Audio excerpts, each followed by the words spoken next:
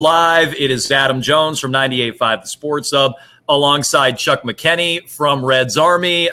Chuck, it's our third time doing this, and it is our third blowout. Good news for Celtics fans, though. At least this one they're winning, just like last Friday night against Dallas. Our first one, blowout on the wrong end of it for the Celtics, but they have taken it to, so far, the number 3 team in the Eastern Conference for now, the Indiana Pacers. And if you want to get in touch with us here on Fourth Quarter Live, upper right-hand corner of your screen is the fan line. You can dial us up from wherever you are, weigh in on this fourth quarter, weigh in on this game, what it means for the Celtics, who's impressed you the most, and some other big picture stuff I want to get to here with Chuck. But, Chuck, the floor is yours. I'll ask you. Celtics up by 25, 105-80. They're shooting 60% and have put up 105, now 107 points against what was the number 2 defense in the NBA. What's jumped out to you the most so far tonight?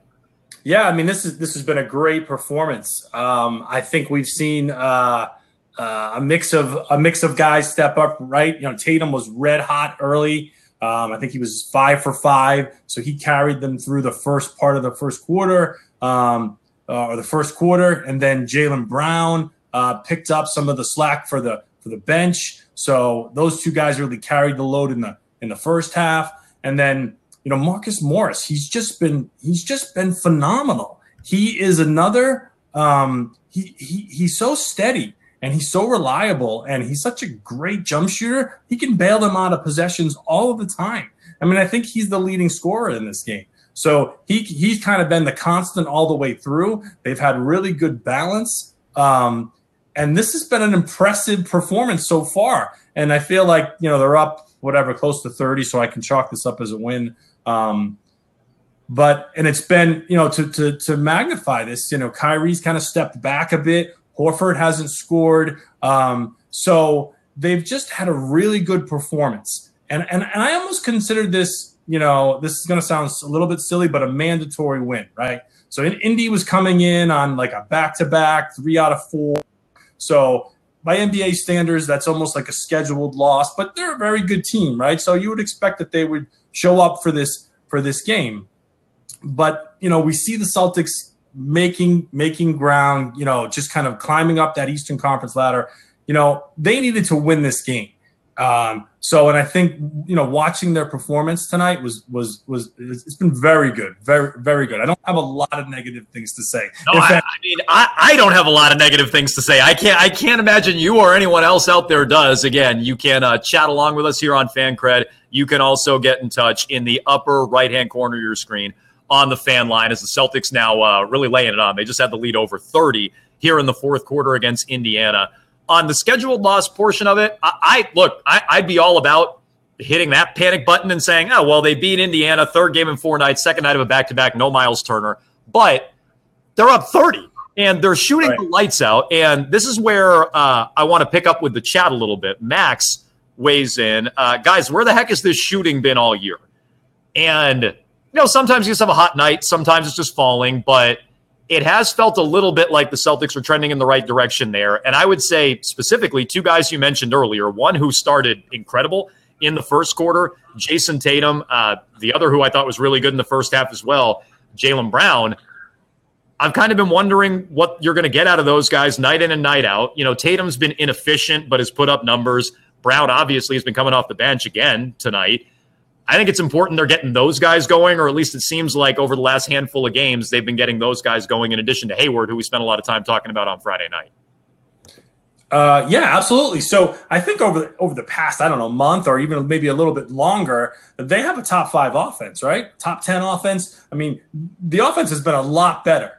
I don't think you can expect these sorts of shooting nights all too regularly. But I think what we see is they have enough shooters where when Kyrie isn't going off, we have a steady Morris, we have a hot Tatum, we have Brown. Another guy who's played very well tonight, who I've been particularly critical of lately, is Tice, right? So I think he's looked very active defensively. He has a couple blocks. That's your guy, by the way, Daniel Tice. That's your guy. Suddenly, that's my guy, right? Yep. I mean, I've always been a Tice fan. He just had a tough stretch, but watching him tonight, I mean, this is the Tice that we expect. And I think, Sabonis was a tough matchup for anybody, but he's not the big burly center that Tice really struggles with. So, Rozier didn't really generate much, but, it didn't matter because we had Tice and Brown. So a lot of, two guys slack off, we have three kind of step up. And that's having all this depth and having all this talent. That's where it really comes in. Yeah, and look, it's obviously helped them when they've been shorthanded. One of the big things that I've been harping on now for a while, I was doing it on Friday night with you, Chuck, is when they're not at full strength, they seem to fit more nicely together. When someone's out of the rotation, it all seems to line up. Guys' roles are defined, and I think you see the team play better. I mean, tonight, minus Aron Baynes, they have everyone. I think even RJ Hunter might get into this game tonight. Like, I don't even know. I don't even know if he's in town yet, but I wouldn't be surprised if they throw him right in there. So outside of Aron Baynes, they have everyone, and they're blowing out Indiana, despite Indiana being, somewhat shorthanded without Turner. I don't think that explains a 30-point difference earlier this quarter. No. Again, fan line, upper right-hand corner of your screen if you want to get in touch there. You can also chat along with Adam Jones, 98.5 The Sports Hub, and Chuck McKenney from Reds Army. Ben weighs in on Kyrie Irving, which we were talking about a little bit before the broadcast got going, Chuck. You haven't noticed much out of Kyrie. Ben makes a good point, though. It's 2 games back from getting his eyes scratched out or whatever happened to him in the San Antonio game, and the Celtics haven't had to ask much out of him, which I guess is probably good. You can ease him back in as opposed to putting it all right back on his plate and needing him to carry the team these last couple of games. Yeah, I mean, he was still efficient. He was still 5 for 9, and he had that spectacular move where he cooked Joseph in the first quarter with his little dribble drive and blew right past them. So I think we've seen him in spots. But yeah, I think there's no harm in getting these games from Kyrie every so often when so many other guys are stepping up. So I think that there's nothing wrong with that. And Kyrie is that guy where, okay, when things start to go wrong, then he starts to get more shots, right? But we didn't, there was no need for that. Yeah, I think that's been I think one thing that they've become reliant on, obviously, is a lot of Kyrie. How could you not? He's one of the best players in the NBA. But it's nice to see they've had other guys step up here. 8 guys in double figures last game. Tonight it was Tatum early in that first quarter, Jaylen Brown, Morris, your guy has gotten in on the act. I know you wanted to expand a little bit more on Marcus Morris and kind of how he's stepped up for this team. I will tell you, Chuck, I think it was Monday night. When was the Celtics' last game? Monday night. After that game, I started talking a little bit about, man, if Morris were to get dealt, you could probably get a lot from Marcus Morris these days. That would be more minutes on the wing for guys who have struggled a little bit. Jaylen Brown, Jason Tatum, Gordon Hayward. I had gotten a little bit into the sell high on Marcus Morris, but you're shaking your head at me. You don't like that idea. Well, because I don't think you're going to be able to get too much because he's a free agent. So any sort of buyer is going to have concerns about that. I think he's too valuable to this team. And I think, in September, most folks thought he would be the guy that would have been traded because there were concerns that he would be concerned. He would be upset with reduced minutes. Remember when that was the story? Marcus I do. Upset with reduced minutes. And he's just been so good. He's on track or he was very close to shooting giving one of those 50%, 40% from 3, 9% free throw, which those have only happened like 7 times in the history of the league. So I would not touch him at all. I would ride the season with him. I think he's going to be a valuable piece for the playoffs. Absolutely not. I'm sure Danny would field offers, and if there's anything that seems like it's too good to pass up, but I'm not touching him. He's their most reliable player. No, I mean, it's true. I think he's had the most reliable season. I think that's a fair way to put it, right? Is he their best player? No. Is he an all-star? No. I know that's been speculated a little bit. I don't think he's an all-star. Right. See, if they had a better record, you know how the NBA works, Chuck. If you're the Hawks and you're on pace to win 60 games, then you're kind of average rotate your Kyle Korvers and guys like that, Jeff Teague, they'll make an all-star game here and there if the team really deserves it.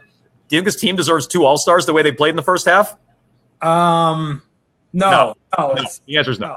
No, but Morris has been, I think for me when you see that he's historically good. Once I learned he was on pace for that 50, 40, 90, I was like, wow. That's rarefied air. But you're right. When you look at the rosters and likely who's going to be selected, he's probably going to be on the outside looking in. But you could still, throw him a bone and throw him in 3-point contest, and so you get him there for the weekends. But yeah, I think he's just been their most consistent player, and it's really astonishing when you think what the storyline was in the summer or the fall, what we expected might happen with him.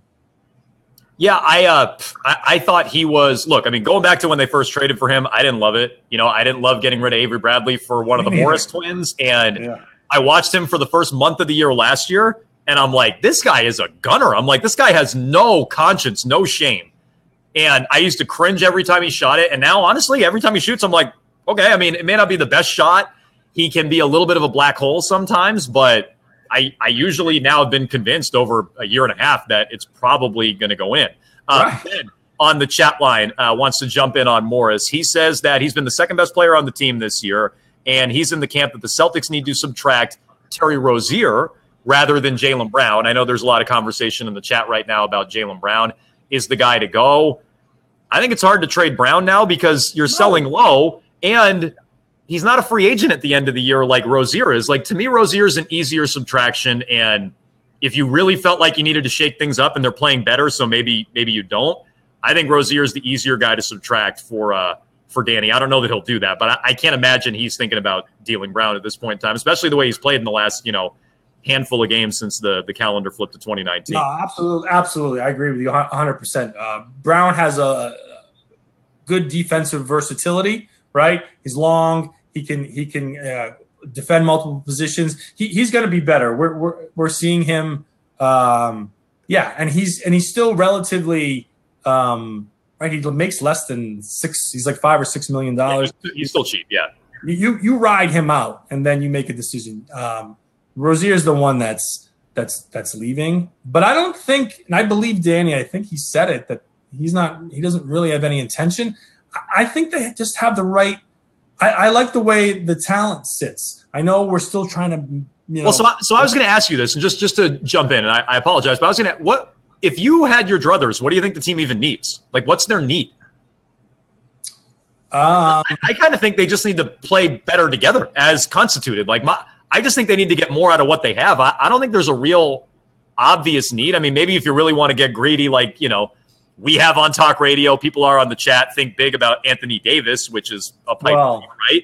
But like short of something massive like that, I really don't think there's much needs on this team. They just need to get more out of what they have. Agree. And I think one name that's come up via maybe a buyout situation would be Robin Lopez of the Bulls, right? So he would be a physical big, maybe a little bit more talented offensively in the post than Baynes. I think he gives you a different option, but I don't think you bring him here and kind of give him any promises that he's going to get 15 minutes a night. But I agree with you. I don't see, if Baynes comes back, he's healthy. I like Horford, Baynes, and I know he's a rookie, but we've seen some really great athletic plays from Williams. Time Lord. I'm liking the Time Lord. Right. And I know that he's still got a lot to learn defensively with rotations and such. And offensively, he's never really looking for a shot. But man, if we can just get him progressively better, there might be some matchups where we could see him on the floor. So I'm with you. I think we have the roster. We just got to get some guys to play better. I don't see any sort of obvious hole. Celtics pouring it on again. The lead right around 30. Looked like right when they went to break. They're bombing away from three. I actually want to get to something on their three-point shooting coming up here in just a little bit. But the chat line has some more questions for us. Real quick, you can weigh in on this, Chuck. Mike says he has a hot take on the Indiana Pacers.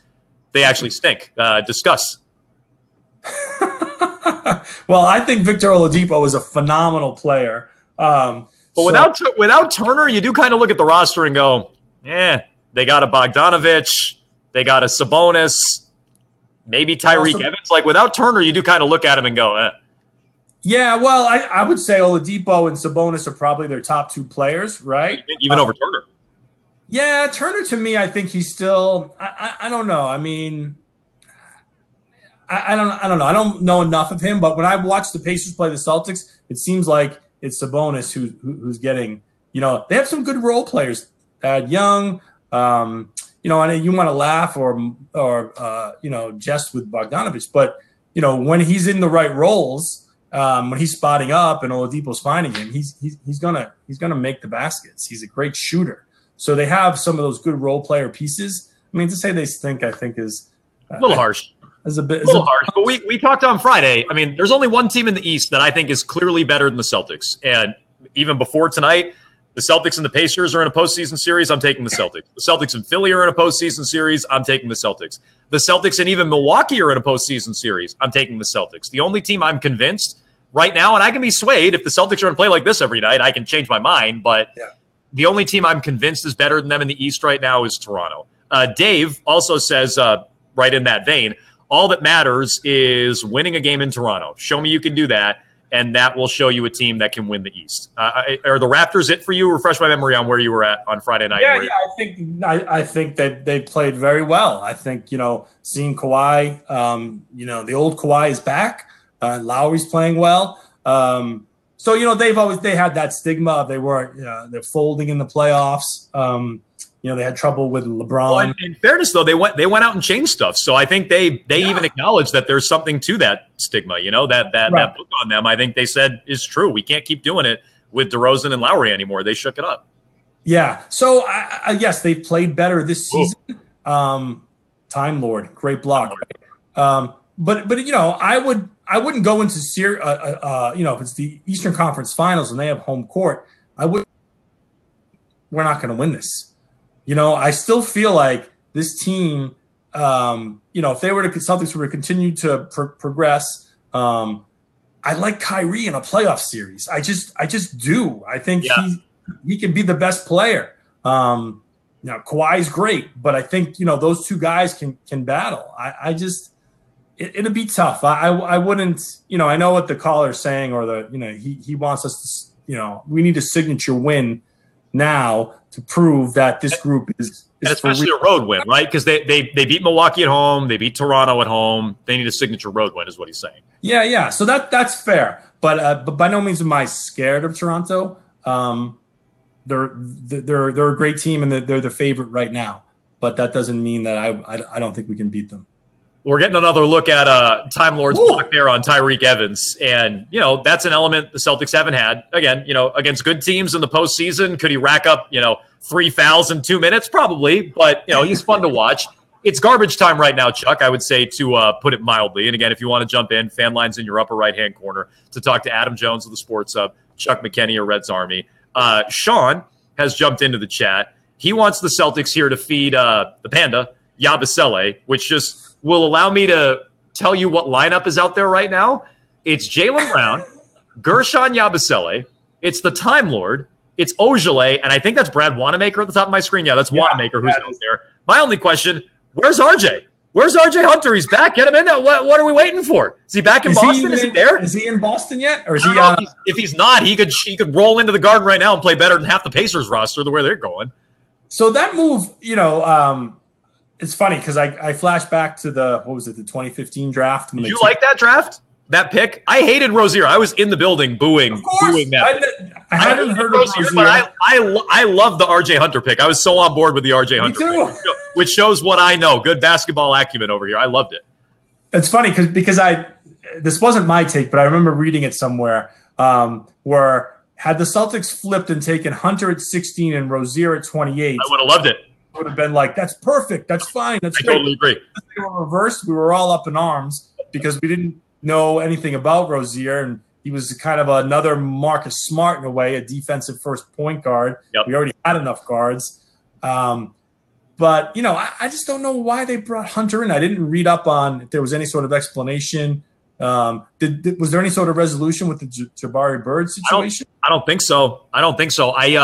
It's a two-way deal, so I don't know if that bumped one of the who's the guy down up in Portland, Lemon. I don't know if it bumped one of those guys off the roster, but I did not get all the details on why RJ Hunter's back. Maybe I think they cut James Young. Maybe it was James Young. Maybe it was who's another good one there. Who was my guy out of Providence that I really liked a couple of years ago. Marshawn Brooks? No. Well, yeah, that's not a bad one, though. That's going back a little further. No, he was like a second-round pick. He didn't make the team out of Providence. I was like, look at Ben Bentel. Ryan Gomes? No, Ryan Gomes made the team. Am I going too far back? Gomes made the team. Ben Bentel, if you remember him. I was a big Bentel guy. I have a question for you, Chuck. How much do you think this was by design?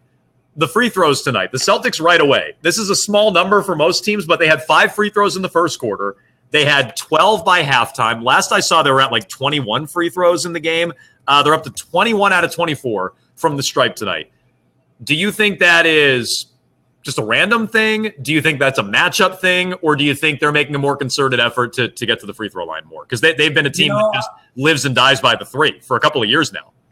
Yeah, and I'm just thinking of that first quarter, and it felt like there was a lot of Tatum jump shots. So I haven't really noticed that I can look back and say, wow, this really felt like they were super aggressive. Maybe the Pacers just made a lot of lazy fouls. I'm not really sure. So I know that's a great question, and maybe there's somebody, there's a caller. With a better perspective than my guess would be it's just a random oddity in the schedule. They're a 3-point launching team, and I agree. There's a lot of jumpers from Tatum early, so my guess is it's an oddity, but I don't know. Yeah. I was curious if someone smarter than me, like you, Chuck, could clue me in. Colby has a good question on the chat. Colby wants to know, in your opinion, does this starting lineup stay the same for the rest of the year? Horford, Morris, Tatum, Smart, Irving. Is this the starting lineup when the playoffs start, in your opinion? I'm still not sure. I'm still not sure if Morris is going to remain a starter over Hayward. I think Smart is ingrained. I think having him with Irving is the perfect kind of backcourt matchup. And Kyrie's even saying, he's watching Smart go, balls to the wall. He's watching Smart YouTube highlights. He's right. Yeah. So is what Kyrie's telling us. I think that's going to stay the same. But Morris, again, I just talked for 10 minutes, it felt like, about how great Morris has been. How can you pull him back? But Morris was good off the bench. They moved him into the starting lineup. He sustained everything. So there's nothing that makes me think you couldn't move him back, and he wouldn't continue to produce. I'm not sure. I guess.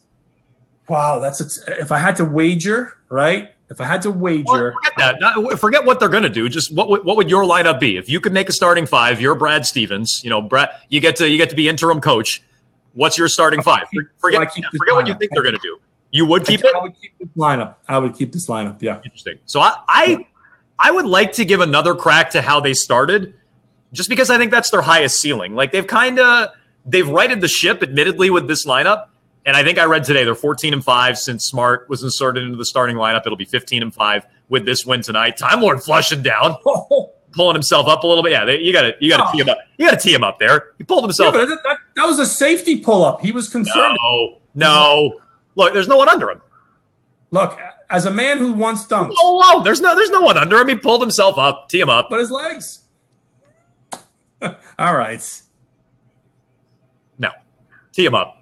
I mean, I like, that's not me. That's not me being like old curmudgeon. Tee him up. I'm just saying that's what the league, that's a tee every time in the league. Should that be a technical? No, but they call that every single time. Pulling yourself up all by yourself. Freaking Time Lord. All right. So back to the starter question. Yes. So you want them to go back to Hayward and Brown, not Smart. I just like to see it. I don't love that they gave up on it. They've righted the ship, but I think that's a higher ceiling lineup. All the issues they've had with chemistry and with guys fitting into roles, you're willing to kind of, at risk. Oh, I mean, yeah, because what's the downside? You'll just go back to the same lineup. It works. Wait a minute. So you'd be Yabusele with the block. So wait a minute. The new Twin Towers. It's the new Twin Towers. To go back to Hayward and Brown, and then how many games do you give that before you say, you know what, this isn't working? Now we're going to go back to that other. You'd be a terrible coach. Well, I mean that may be the case. I can't say that. I'm not very good personnel wise nor coach wise, but I just think if you go back again, what are they with this lineup? They're middle of the pack in the East. I mean, they're laying it on Indiana tonight, but what are they with the lineup? So I think if you want to elevate a little bit and be really considered up there with Toronto or some of the teams out west, I think I think you need that star-studded lineup. I'm probably in the minority on that. I see Jesse and others saying, "Hey, Jones, don't fix what ain't broken." So I've heard that saying before. I would understand that logic. So it's now 135 to 105, Chuck. We are 3 for 3. 3 for 3, not in wins for the Celtics, but in terms of blowouts. 3 consecutive blowouts we've worked together. So a lot of big picture analysis, I would say, with you and I. Not so much game analysis in these games, but we do improve to 2-1. So good for you, Chuck. Absolutely. Yeah, I mean, I enjoy talking about is that Charlie McAvoy? Did I just see? Is he there? I think so. Yeah. Maybe he's just showing up early for the Bruins game tomorrow night. Maybe that's why. He's really self-conscious about showing up late. He's like, better get there early for the Bruins game tomorrow. Maybe that's what he's doing. So who do we have next? Because are we going to Orlando? They are at Miami tomorrow night. Oh, who, you and I? No, I meant our next broadcast. I meant the Celtics. They're in Miami tomorrow night. So second night of that. I think that's why all the starters have rested for like most of this fourth quarter. Yeah. So that's an interesting game, right? I mean, I would expect that they're good enough to win that, and I would be disappointed if they lose. I don't know if some fans out there would take a different approach, but I think they're good enough to get to Miami and win. No, they certainly should be. They certainly should be able to take down Miami, even on the second night of a back-to-back. That's not a team that is overly concerning for me. So Celtics blow out the Pacers, the number 3 team again, in the Eastern Conference. It's the first night of a back-to-back. Tomorrow night, the Celtics, as we just said, will be in Miami. You and I, Chuck, I think we're going to be back on next Wednesday for fourth quarter live here on FanCred. So I don't know if that means we're getting another blowout. I don't know if that means we're getting another Celtics victory, but it does mean we'll be talking to you guys on next Wednesday night. Have a great night, everyone. And Chuck, we'll talk to you next week. Thanks.